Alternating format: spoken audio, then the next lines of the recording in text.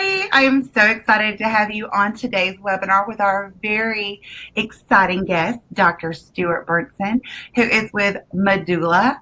And we are beyond excited that we were able to make time in his incredibly busy schedule to have him here today. So if you have not heard of them, where have you been?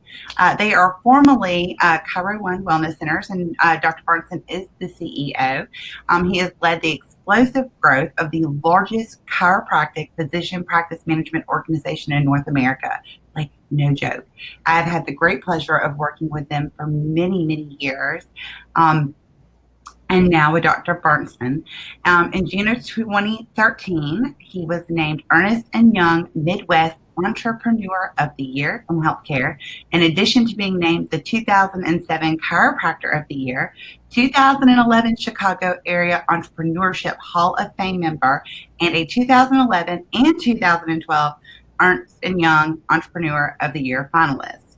Dr. Bernsen is a published author, sought-after national speaker, and aren't we lucky to have him here today, considered one of the nation's preeminent visionaries in the field of health and wellness. He is a proud alumni of Parker College of Chiropractic, received his bachelor's degree in biology, as well as his doctorate of chiropractic. Thank you so much for being here today. Thanks, Christy. It's great to be here. And, we've been with ChiroHealthUSA a long time and have shared a great relationship with you. So how do we go and launch this, George? Start here. You got it? Yeah. All right.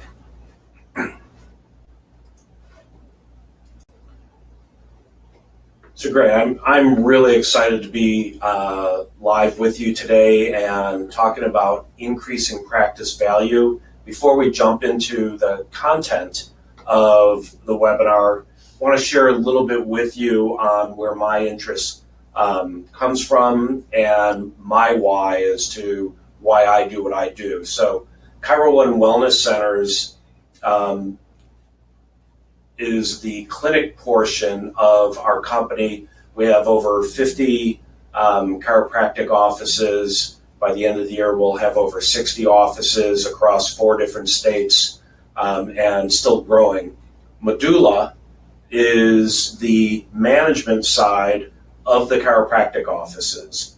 So each of you in your practices actually have these 2 divisions, and you may not be aware of it, that you have your clinical side, Chiro One Wellness Centers, and then you have your management side, or the reason why it's called Medulla is the brain stem of the practice. It controls all the vital functions of our practices. So everything from marketing, new patient acquisition, billing, collections, legal, facility maintenance, IT, and HR, clinical operations, all the things that you are doing in your practice day in and day out.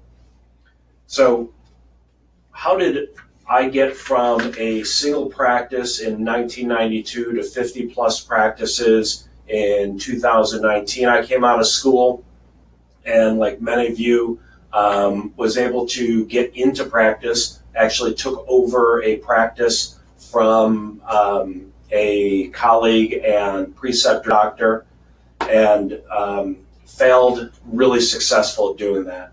Found some coaches along the way, and through a lot of hard work and effort, grew a really large, vibrant family practice. It was seeing well over 500, 550 patient visits a week. We're collecting gobs of money, serving a lot of people, creating a ton of value for our community. And I got to the point in around 2005 where I started looking at my practice and going, there might be something next for me. There might be actually a larger game that I want to play, and started looking at how to transition my way out of practice. Now, at that time, the practice was collecting about $1.3 to $1.4 million. It had a fairly low overhead, so I was taking home a significant income and had to try and figure out how I was going to get value out of my practice. and I went through the traditional routes of looking at how to sell a practice, bring an associate in to maybe purchase the practice, and really didn't find any great alternative for getting the value that I had created in my practice. So, some of the questions that I get today are, George, can you click over the next screen? Mm-hmm. Are, how much is my practice worth? How do I, if I am not ready to really be concerned about how much my practice is worth, how do I increase its value? And how do I create a long-term exit strategy? And, the thing is, we want to be a choice when we're in practice. Oftentimes you need to ask yourself the question introspectively, am I serving my practice or is my practice serving me? And there should be a balance between both of those, meaning that as you're creating value for your patients and delivering high quality care and changing lives, is that practice supporting you and your lifestyle and dreams and wishes? So we wanted to launch a survey. Christy, if you could go ahead and launch the survey. And I kind of want to ask the question, what stage of practice are you in? Are you just, coming out of school, have a lot of student debt? I know our average doctor that works for us is coming out of school with over $200,000 of debt. Have you made your way to the next stage where you've put that debt down and now you're on to building your nest egg?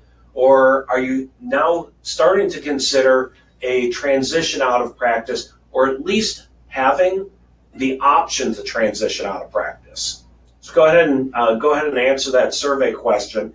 And while we're waiting for those results, the truth is, what I'm talking about today really applies to all three categories. And if you remember Stephen Covey in The 7 Habits, he wrote, begin with the end in mind. And I want to add something to that is you really need to know where you're beginning from before you begin with the end in mind where you ultimately want to end up. So for an example, if you asked me, how do I get to Australia? Well, that's pretty straightforward. I could get you there a number of different ways. We could get you there by boat, by air. We could get you either there directly or indirectly. But there is one thing I do need to know before I get into the detail of the end in mind with the destination of Australia. I need to know where you're starting from. And that's really, really relevant in the conversation of building value in your practice. So just some kind of nuts and bolts in how we talk about the worth of a practice. There's different ways to value your practice. So the most common way from chiropractor to chiropractor, and when practices are being bought and sold by chiropractors or by a practice broker, is that we look at 1 year worth of revenue, or better yet, the LTM or last 12 months of revenue. And then we evaluate the practice. We see practices valued anywhere from 50% of 1 year of revenue to all the way up to 100% of revenue. So that meaning if you have $1 million practice or $500,000 practice, your value on that practice will start at about 100% of the revenue. So let's say you have a $500,000 practice. That's where we're going to start with the value of the practice, meaning that the practice is worth $500,000 or $500,000, and then there are things that either detract from or add to the value of the practice. When we're getting a little bit more sophisticated in the buying and selling of practices and or any business, which we're going to be talking about the difference between a practice and a business, when we start looking at the evaluation of a business, we look at profit, or what is EBITDA, earning before interest, taxes, depreciation, and amortization. Basically, EBITDA is what your bottom line profit is. Now, businesses typically will sell, or the business of a healthcare practice, like a chiropractic practice, could sell at a multiple of profit. So if you had a $500,000 top line, and just to make things easy, call it a $250,000 bottom line of profit, a practice could sell for a multiple of the earnings of the profit.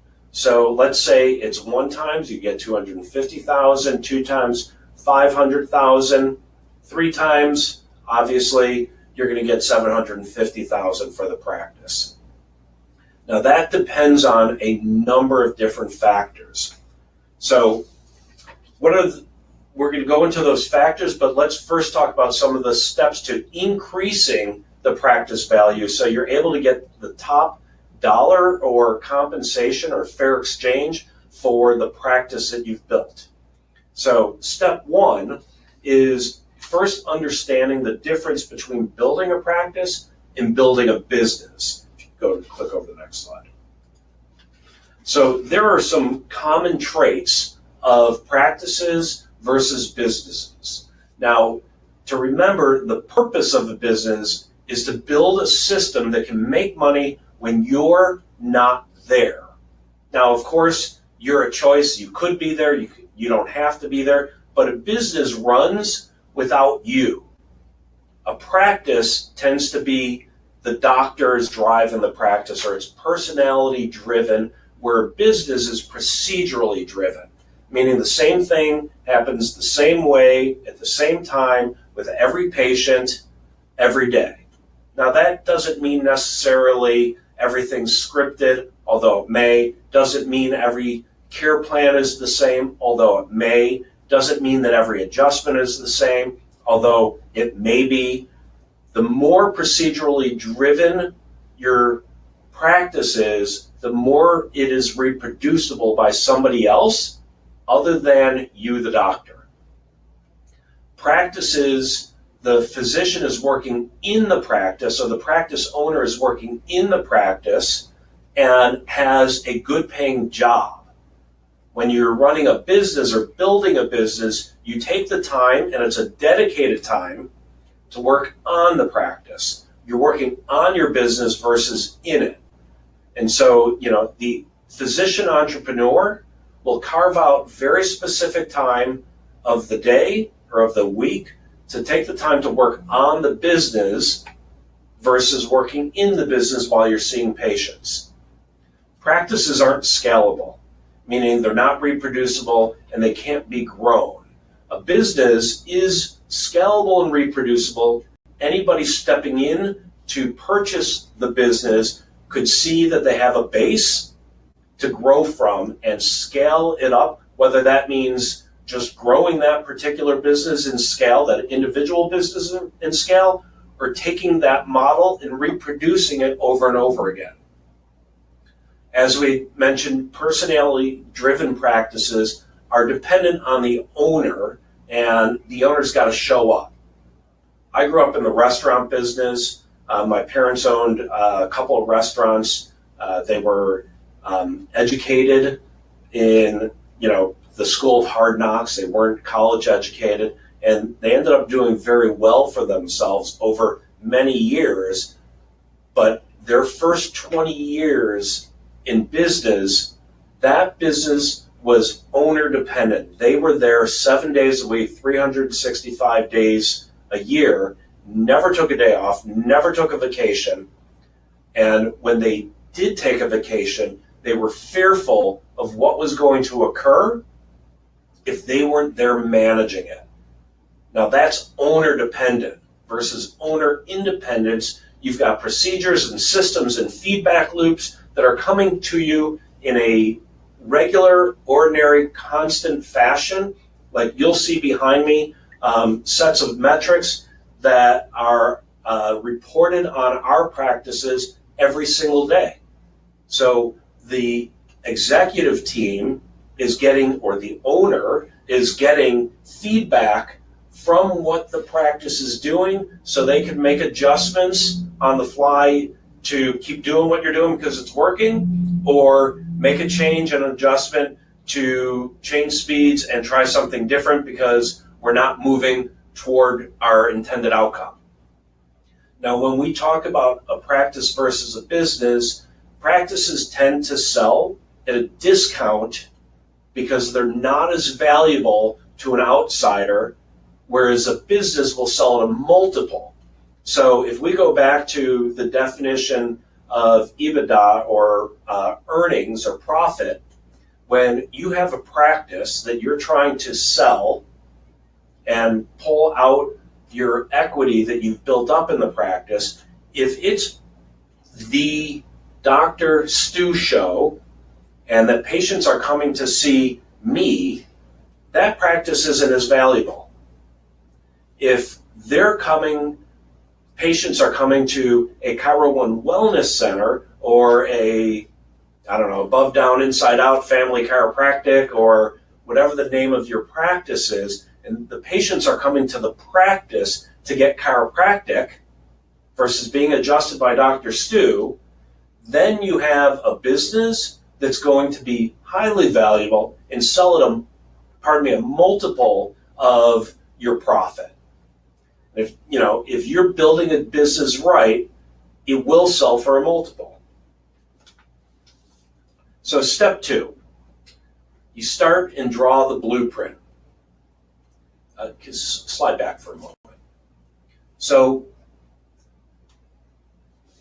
are you building from creating a value, or are you building a business, or are you building a practice? I have a really close friend of mine who, if you could just picture this for a minute, built his dream home. It has almost a half-mile driveway entrance through 1,000 trees up this driveway. You pull up at 17,000 square feet. It looks like you're at a mini spa hotel. The doors slide open when you pull up. It's on a 26-acre site. 5 acres are groomed and manicured Japanese gardens. There's outdoor water features, gardens, indoor pool, outdoor pool. It's a spectacular home. The challenge is he built it from a blueprint for him and his family. And if you asked him, he built it because he was going to be there the rest of his life, and he built it for himself.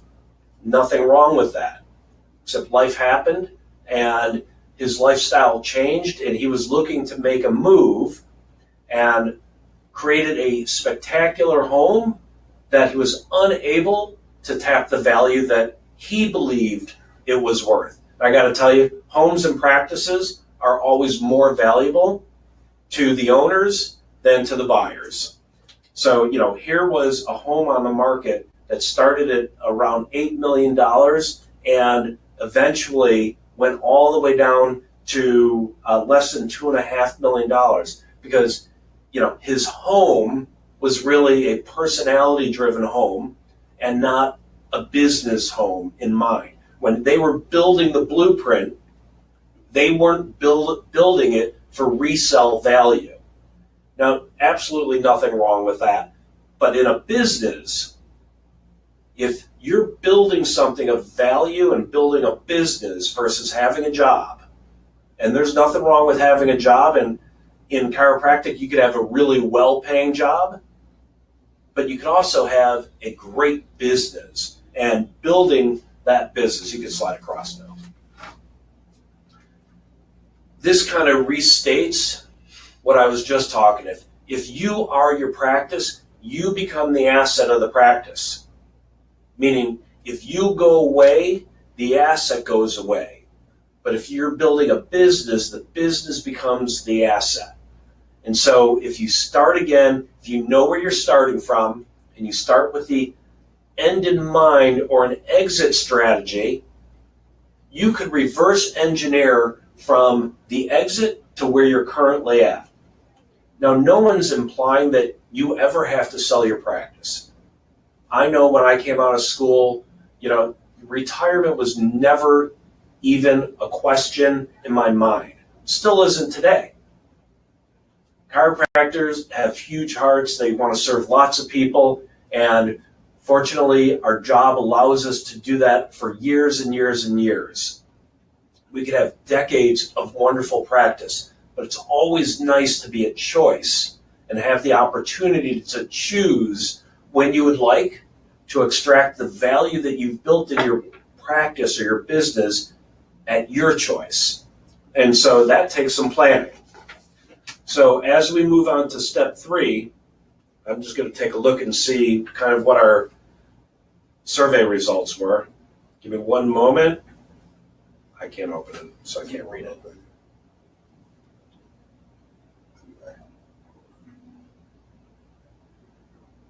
Good. Wow, we've got a really pretty even mix here. So 25%, just starting out, 38 and 38%, building my nest egg and considering a transition. So this information is really, really relevant right now. So this may sound really simple, but when you're creating value for you first and then for the buyer second, you really need to keep clean and transparent accounting and financial records.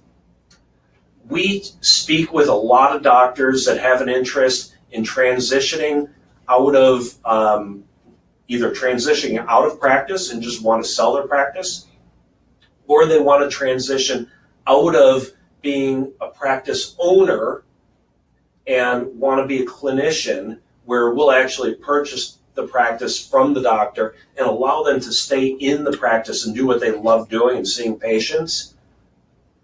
The biggest challenge that we come up against and doctors come up against, it's hard to get the details of the practice. So, I always say when I first started Chiro One Wellness Centers, I was our CEO and our CFO, and accounting by chiropractors could be ugly. And it was. I hired my first VP of finance and later a CFO. It took years for our finance team to unwind all the mistakes and errors and lack of attention to detail that went into the accounting and financial record keeping of the business. Why is that important? Because when you're building value and you're going to market, whether you're going to sell your practice or you're going to expand your practice and you want to go to the bank and get a loan, they need clear financial records to understand exactly what's going on in your practice.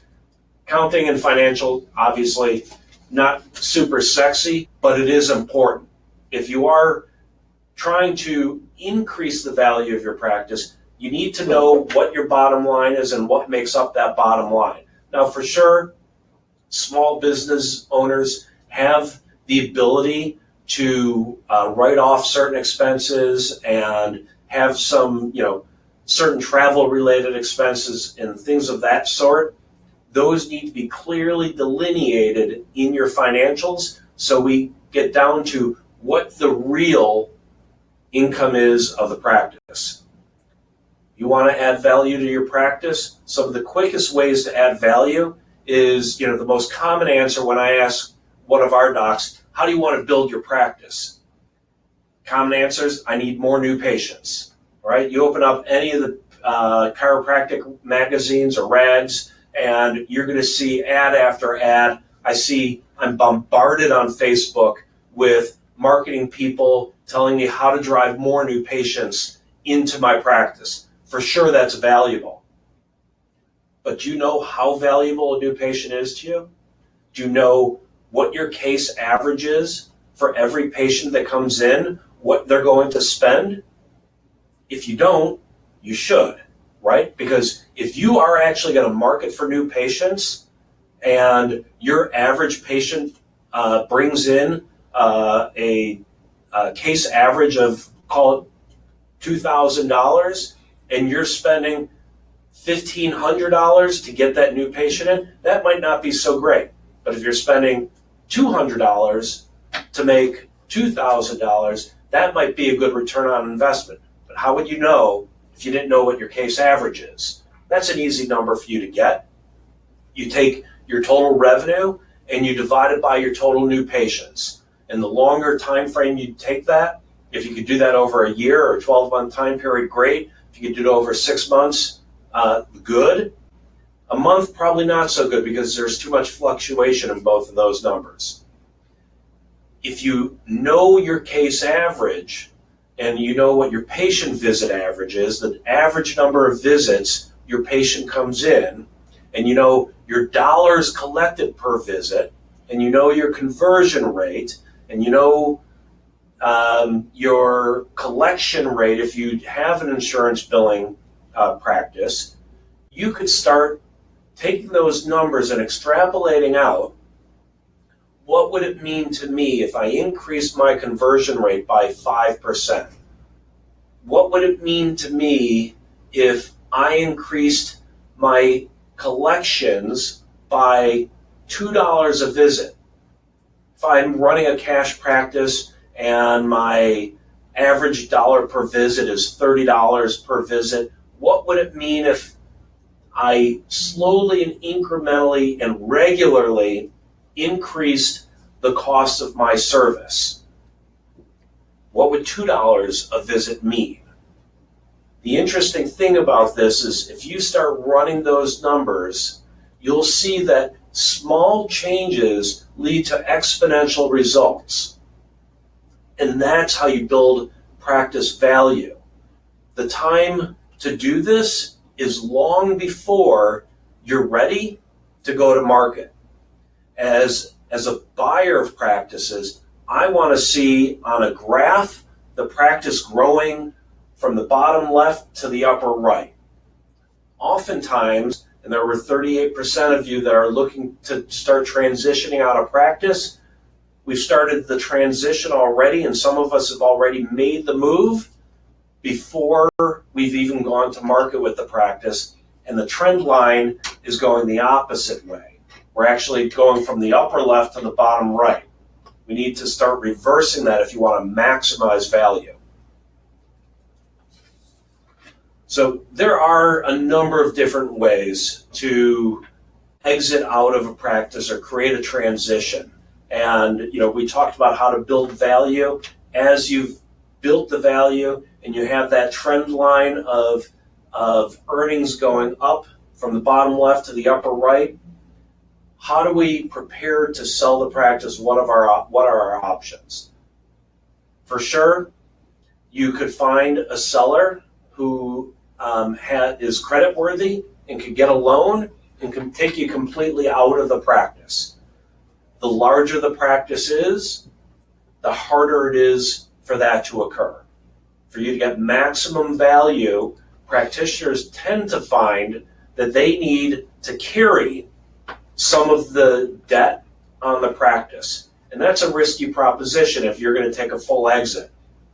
Meaning if you sell your practice, you have a $500,000 price tag on your practice, and you find a buyer who sees the value and is willing to pay you $500,000 for your practice. How are you going to structure that? Are they going to be able to go to a bank or get an SBA loan for that full amount and allow you to exit? Chances are not great, right?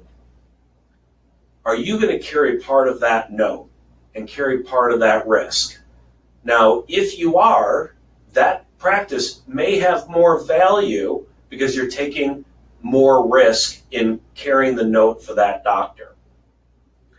Now, there also could be, you could sell the practice and stay for a set period of time where you will get a small amount of cash or a portion of the cash at the closing of when you close the deal.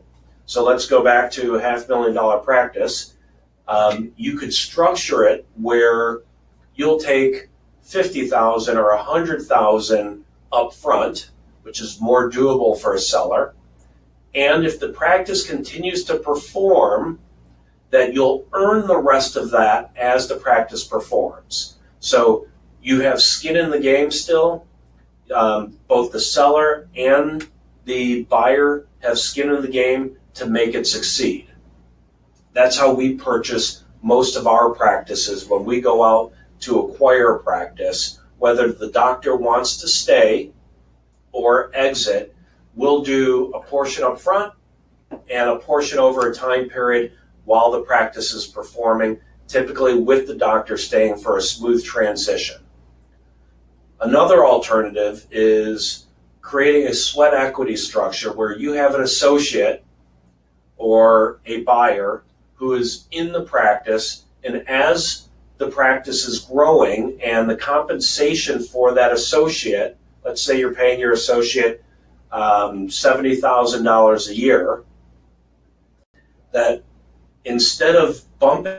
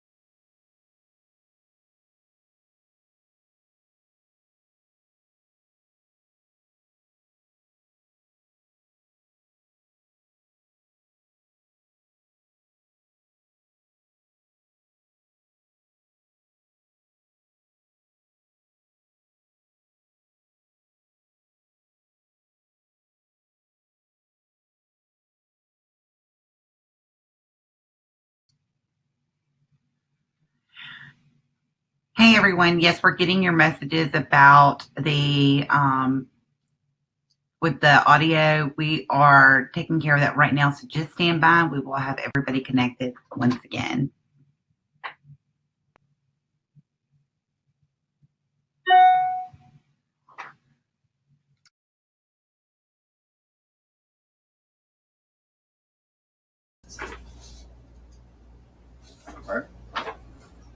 Are we back on?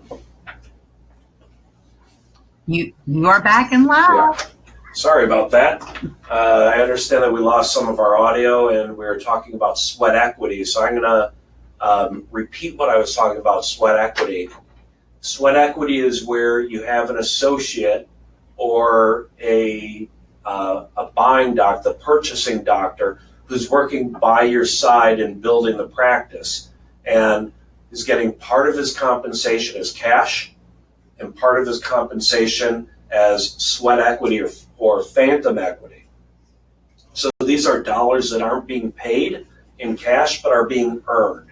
So the example I gave was if the associate started at $70,000 per year, and in year 3 you actually bumped up the salary to $80,000, $70,000 would still be being paid in cash compensation, and $10,000 would go into a phantom equity account to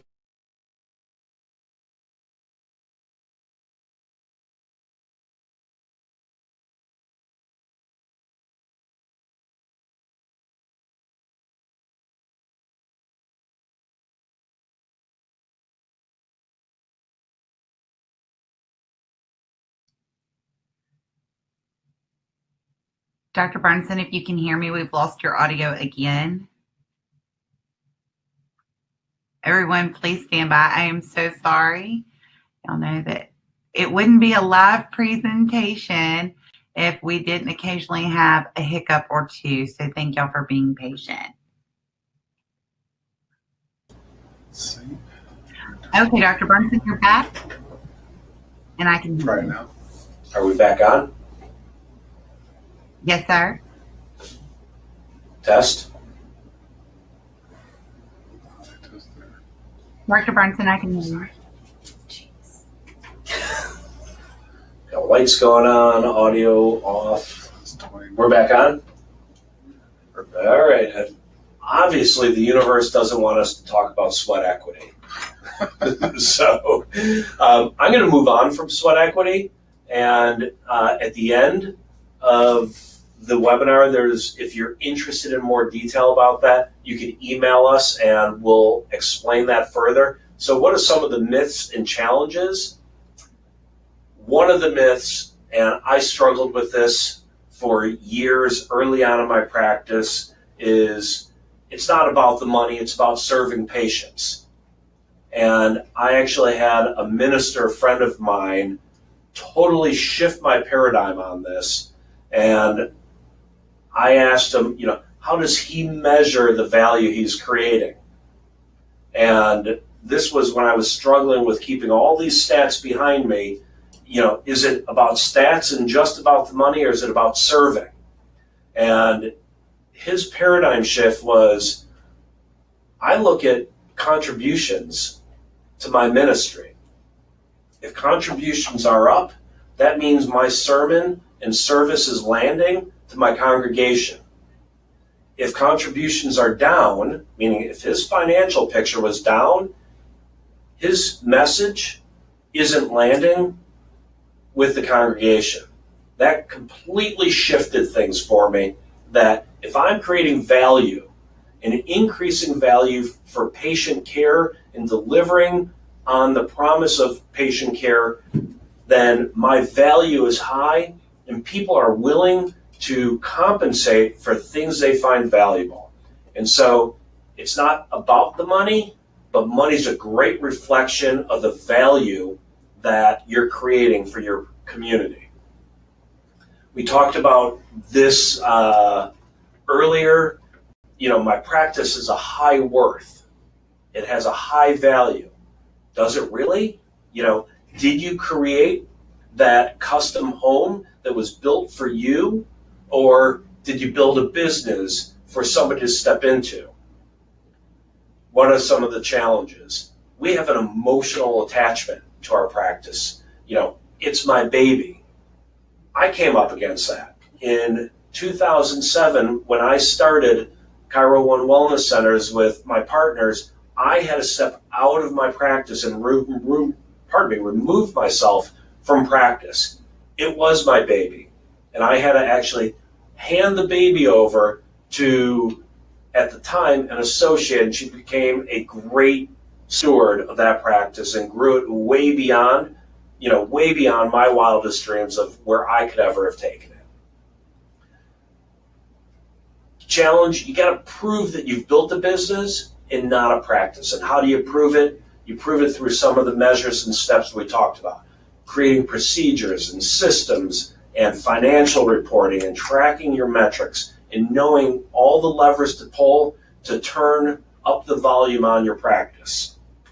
So, some of the things that can affect what's going on in our practice, and shift back just for a moment, is it a buyer's market or a seller's market?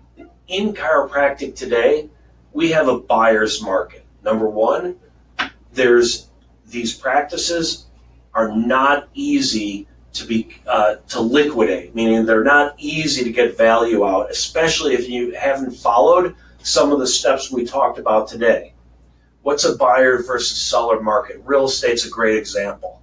In my hometown, I live in Lake Forest. You could actually Google Lake Forest, Illinois, and real estate, and they'll talk about, you'll see a list of posts on houses that started at X millions of dollars and have taken literally $1 million cuts in price tags.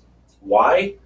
Because right now it's a buyer's market. There's way more inventory on the market than there are buyers. And so there's way too much stock, supply and demand, and the community I live in, the houses tend to be older and not updated. And so somebody coming in is getting a practice and not a business. They're getting the custom home versus, for lack of a better term, the stock home with the features and benefits.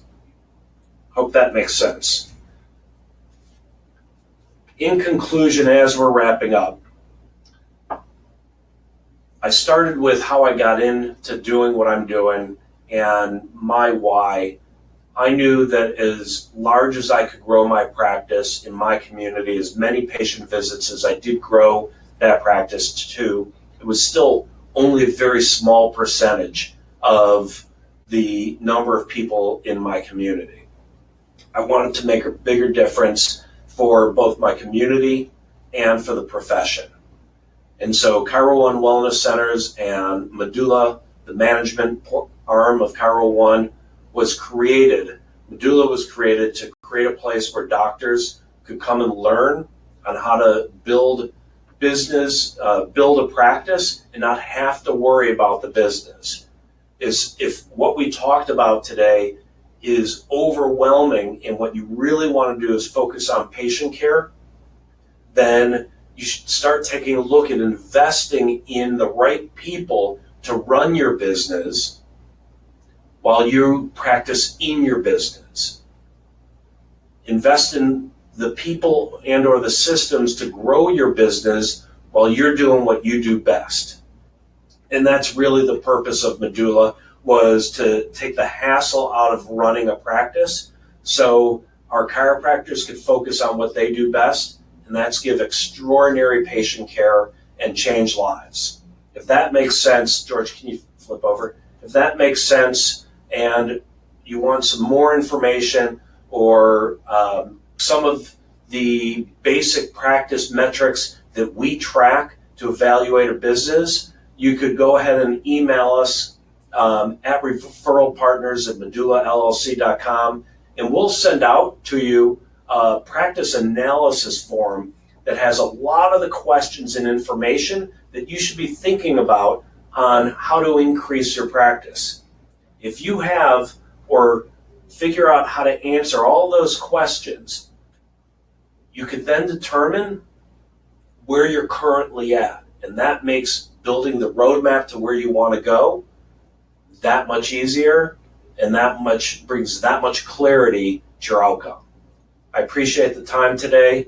Love and respect what all of you are doing, and look forward to hearing from you. Any questions that you have, you can certainly reach out through that referralpartners@medullallc.com. Thank you so much, Dr. Bernsen. I was just sending Angela a message. Christy, we lost your audio.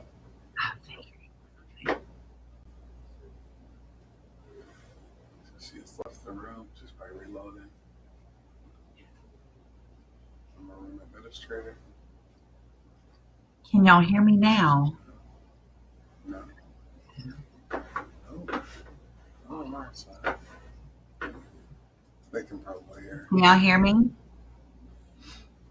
Oh, God. Yes. Okay. Angela can hear me. So I just want to say that I love this topic of conversation for my audience out there. Y'all know practice value is so important to me. Dr. Bernsen is really passionate about the business side of practice, about this profession. And so I love when we have somebody who has that chiropractic background, that chiropractic heart, and then can talk to you about the business side of building your practice. And these are all some very amazing tips that you should definitely take into consideration sooner, not later, when it comes to thinking about your exit strategy, really, even if you plan to work forever, because I kind of want to think I'd be bored in retirement. Um, you know, but you got to think about it today. It's never too early to think about your retirement strategy. Mine is to work part-time and to go to a lot of concerts. And the best thing is you don't have to exit. You're You still don't have creating value. That's right. It's about creating value. And I love what you talk about, making those incremental changes. $1 to $3, that's less than a cup of, where'd my coffee cup go? There it is. My $5 coffee I got at my lunch. Your patients are not going to notice that. What they remember is how you made them feel when they came into your practice, how great they feel when they leave your practice, that customer service, that you're worth all of that money. They know that. You need to know that. Embrace that. And so I love that. And I don't see any questions come in, but I know that a lot of people are probably like me that watch these webinars like 30 minutes later. I'm like, oh, that's the perfect question. Why didn't I ask? But everyone, y'all have my email address. So if you have a question for Dr. Bernsen and his team at Medulla, send that to me in an email and I will make sure that they get it. I will be sending that over to my very good friend, Angela, who works with them, and we'll get those answered for you and back. So thank y'all so much. Dr. Bernsen, thank you for taking time out of your busy schedule Pleasure, Crystal. Appreciate it. And just have to say again, I do have the great pleasure of working with so many people in this amazing profession, but I really do love everyone over there at the team at Medulla. It's, I get to work with a lot of great people, but there's only a handful of people where I can absolutely say it's an absolute joy to be able to work with these people. And a lot of them are my friends and I love it. So thank y'all for everything that you do. Thanks so much. See you next time. See y'all next time. Just a reminder to everybody else out there, next week we have Dr. Matthew Loop. He is the social media guru on how to promote your practice on Facebook the right way, the compliant way. Currently, he is in Portugal this week or Spain, where he has been teaching about social media marketing to chiropractors all over the world. So we're really excited. His first stop when he gets back to the US of A is to be on our webinar series, so don't miss it. You can register on our website at ChiroHealthUSA.com/webinars. See y'all next time.